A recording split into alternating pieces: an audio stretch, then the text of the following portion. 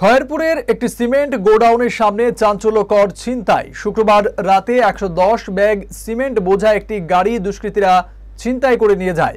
জানা গেছে, গাড়ির চালক রাজু সাহাকে মারধর করে 10-15 জন দুষ্কৃতী জোর করে গাড়ি নিয়ে চম্পট দেয়।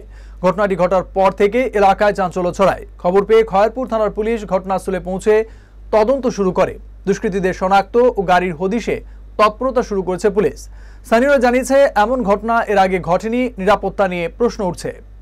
আমারে ফোন করছে দাদা, 10-15 জন লোক আছে, লোকে এসে গেছে। প্রথম ফোন করতেছে ওয়েটিং পেতেছে, দাদা ফোন করে এসে গেছে, দাদা গাড়ি লিয়ে গেছে। কেটা লিয়ে গেছে? 10-15 লোক আছে।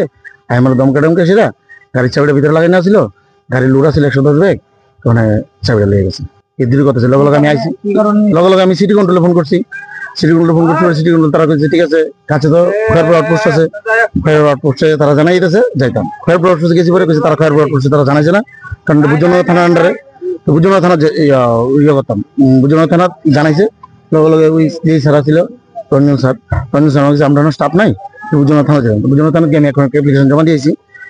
আর ওই তো এখন আবার স্যারে ফোন করছে, তখন আমি কিছু স্যার একটা কাজ করেন, লোকটি তো আমি চিনি না, কিন্তু এখন সিসিটিভি ফুটেজ আছে, লোকটি চিনে একটু আপনারা অ্যাকশন নিতে। আপনি কি মনে করছেন সিমেন্টগুলো বা গাড়িগুলো নেওয়ার ভিতরে কার কার হাত? এটা তো আমি জানি না। আপনার কি কোনো ফাইন্যান্স আছে? ফাইন্যান্স তো ক্লিয়ার। ফাইন্যান্স থাকলে তো ফাইন্যান্সের লোক নিব। গাড়িতে কোনো আছে, আমি নিজে দেখতেছি, লোকেশন আছে, জিপিএস লাইন আছে। দিন দুপুর বেলা গাড়িটা নিয়ে গেল, কি মনে হয়? আমি তো কোনো কি জানি, এটা তো অরাজকতা হচ্ছে আর কি।